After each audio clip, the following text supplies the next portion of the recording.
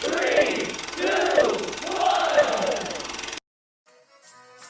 Please stand by for further details. We return you now to your regularly scheduled program.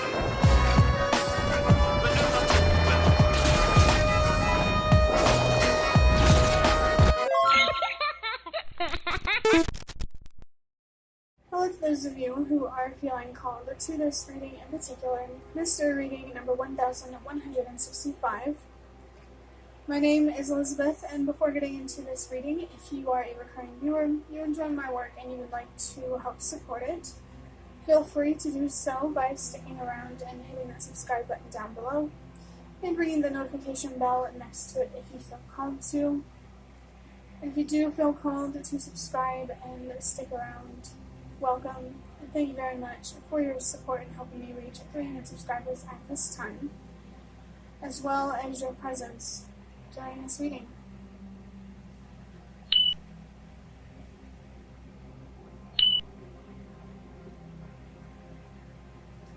So getting straight into interpreting the number 1165, there are two ones in this number. And the number 1 for me is about grounding yourself in trust and faith. I also feel that somebody here might be feeling called to ground themselves in self-love, where loving yourself will help you overthink less, maybe even feel less stressed or confused.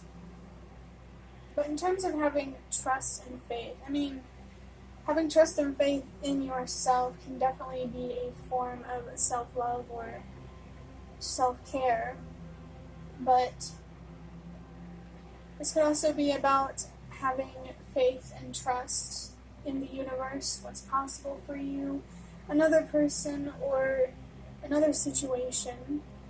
And if you think you might be feeling called to have trust and faith in a certain person, a certain relationship, or a certain situation,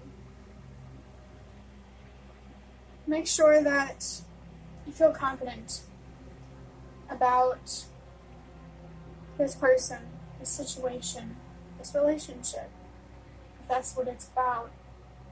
And it's not about whether or not you feel safe or secure, maybe even understood. But I say that lightly, it really depends on the situation. It's very possible that because you know you are understood by this person or in this situation, that you should trust it and have faith in it, and you're feeling confident about it. But make sure that you, like I said, are confident that you are understood, and it's not some sort of hope or delusion. I am feeling connected to the 7 of Cups, which is a card about discerning between fantasy, imaginative thinking, and reality. What is known to be true. Moving on to the number 6, I just saw the number 333 on the timer, which is a number about using your voice in whatever way you feel called to, and taking an opportunity to heal and grow. But the number 6 is about encouraging you to love, respect, honor, protect yourself, rather than to hate or neglect yourself. It's a choice. It's about a choice in how you treat yourself and the kind of impact that you want to have on others, and just in the world in general. The kind of relationship that you have with yourself will define, in my opinion, the kind of relationship that you will have with other people, or just with your environment, just in the world. So it's important to have an honest and healthy relationship with yourself, so you know what opportunities are also honest, and you know what you're going to get by choosing to invest in these honest opportunities. I find it interesting that there's an emphasis here on honesty, and I saw the number 333 about using your voice. Maybe there's a call here for you to be honest with yourself, so you can heal and you can grow or to be honest with another person so there can be healing and growth in the situation, or just in general using your voice, expressing yourself in the relationship with yourself and maybe even outside of yourself. That feels important here. And it's somehow connected to having trust and faith. Moving on to the number 5, this number is about change and transformation, and this definitely makes me feel that there is an opportunity here for you to transform as a person by being honest with yourself. And it's possible that you being honest with yourself and transforming will bleed into other aspects of your life, like a certain relationship where there's more honesty and more change, or a certain other situation where there's more honesty and more change. Like I said, the relationship that you have with yourself will define the relationship that you have with other people or other situations, your environment. Adding up these numbers, 1 plus 1 is 2, plus 6 is 8, plus 5 is 13. And I have 2 messages with this number 13. The first one is about good luck and good fortune. It feels like there is definitely an opportunity here for things to improve or to get better, for your luck or your karma to get better. The other message that I have with this number 13 is connected to ancestors and stability. So wherever you feel like you might experience some good luck, maybe it has to do with family relationships, your home life, a romantic relationship, your job, anything to do with your sense of stability and safety and security.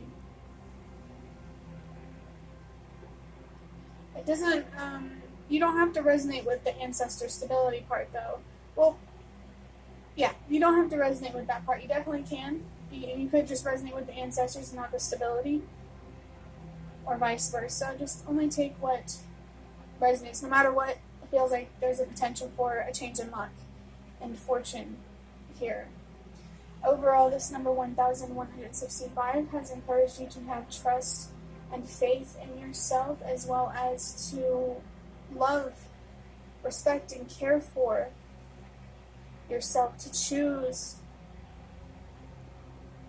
to inflict good upon yourself rather than evil, and treating yourself and talking to yourself in ways that you know that you don't deserve, and contributing to a greater fight between good and evil, between spreading the truth and the spreading lies. When we're more honest with ourselves, we inflict more good on ourselves.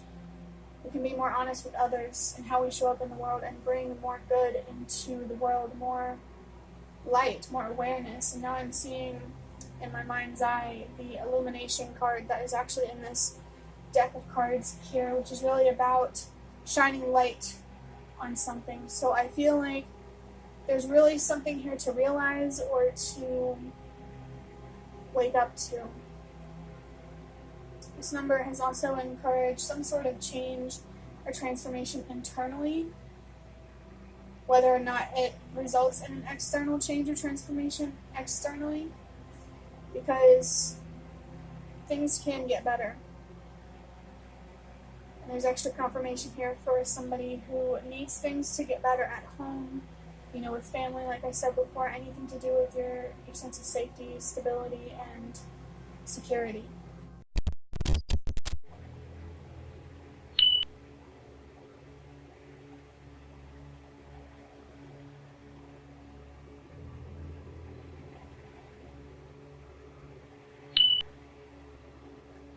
So over here, these are a mix of the major arcana cards and the page cards from the Prisma Visions Tarot.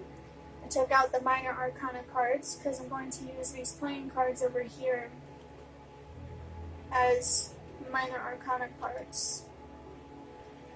So I will be starting with these tarot cards here to look at the bigger picture here. What is the big idea? What are some major themes that need to be talked about, whether or not they are related to the number 1165 that we just talked about?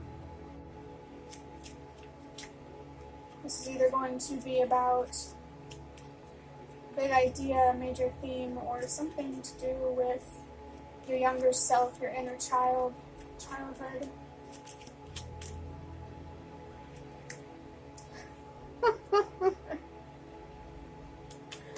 This is so unreal.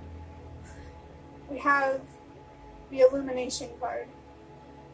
You'd heard me shuffle these cards, and the reason why I laughed as hard as I did is because when I was separating the major arcana cards and the page cards from the minor arcana cards in the tarot, I was literally thinking to myself about getting this illumination card, because I saw it when I was, separating it from the other cards, and it just made me feel like a message that would come through with that card, if it did, is that, I don't even remember, but from what I said before, saying that I saw the illumination card in my mind's eye, there's definitely something here that needs to be illuminated, that you need to wake up to become more aware and conscious of. And I just remembered what it was. It's if I got this illumination card, I thought that we're really going to hone in here on a specific situation. That's what it was. So let's do that. Let's go ahead and draw out a couple of these playing cards to see how specific we're going to get. I just felt connected to the words partner as well as panther, but I have the Two of Wands here, and it says planner. The Two of Wands card, as it suggests, is about making plans and preparing for something. You've been presented with an opportunity that really aligns with your passion, and it could be a partnership or it could be something else. And it feels like there's something here about the planning stage that needs to be highlighted. You've accepted the opportunity, now what do you do with it? Or you want to accept the opportunity, you're trying to figure out what to do. Oh, this card just fell on the floor. Okay. This one is the Six of Pentacles, and at the top there it says selfish and greed.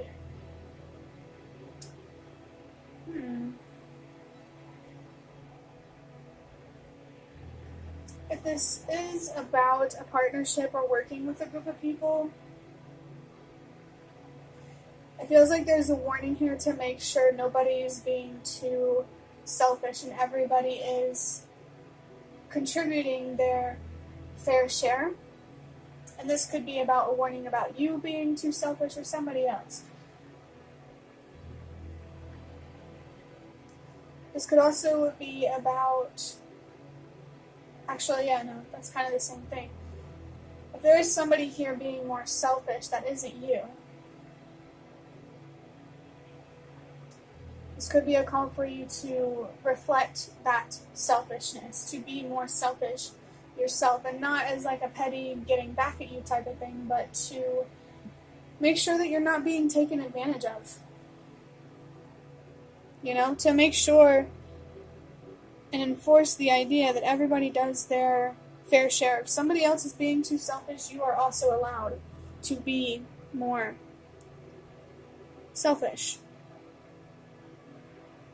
I do want to talk about the numbers on these cards. The number 2 over here with the Two of Wands, I just felt connected to the Two of Pentacles, which is about priorities, you know, really balancing things. It really feels like there's something here about balancing who invests what and how much each of you invests into something.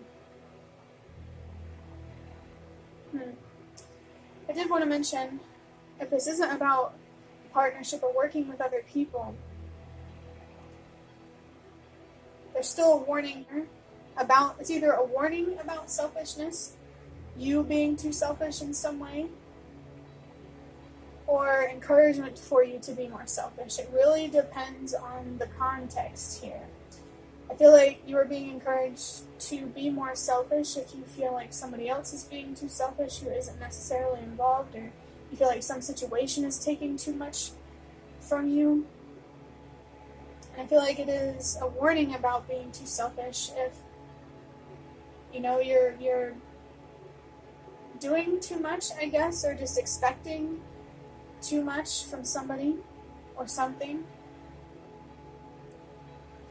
Getting back to talking about the numbers, the number 2 could be confirmation of a significant relationship or situation on your mind.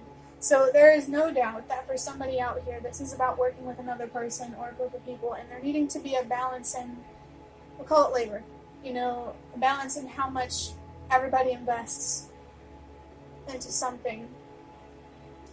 The number 2 can also be about being very wise with your choices and make sure you are protecting your peace as well as your investments. So again, are you investing too much or are you not investing enough? That really seems like an important question to answer for yourself to understand if you should be more selfish or if you should be less selfish. The number 6 over here we already talked about, and funny enough, we are 6 minutes into this segment of the video. And I said before that the number 6 is about encouraging you to choose self-love, to love yourself over hating yourself, to care for yourself over destroying yourself. Don't take on too much, but don't take on too little. It really does feel like there is something here about a balance between give and take, which I think aligns pretty well with the 2 of Pentacles that I felt connected with before, needing to balance things, maybe balance priorities. Overall, this reading has encouraged you to have trust and faith and to ground yourself in self-love, self-care, really knowing when to put yourself first here, it feels like. It feels like there could definitely be potential here for a positive change within yourself and potentially outside of yourself that could give you a change in luck and fortune. And it feels like there's extra confirmation here for somebody who is, you know, if this is about your stability, psychologically or physically. And for whoever feels like this is about your stability, or if this is about your career, or anything like that, your ancestors are here to support you. They are present, and they could even be proud of you. Like I said before, it really depends on the context. I'm sure that, well, maybe you already know what a past loved one would say if you knew them in this lifetime, but if you don't, I mean, I still think that they would want the best for you, even if they didn't know you or you didn't know them in this lifetime, because you never had the opportunity to meet them. The cards on the table here are really, really, really making it obvious that when it comes to planning or preparing for some sort of opportunity that you are passionate about, it feels crucial here to make sure there is a balance between give and take, to make sure you are not being too selfish, but you're also not being too generous. And the same with other people if they're involved, to make sure they're not being too selfish and they're extending themselves. It really feels like the main message here is about balance and fairness. And, you know, just really needing, I feel like if you want this to go somewhere, you have to build the foundation on balance and fairness, something stable here.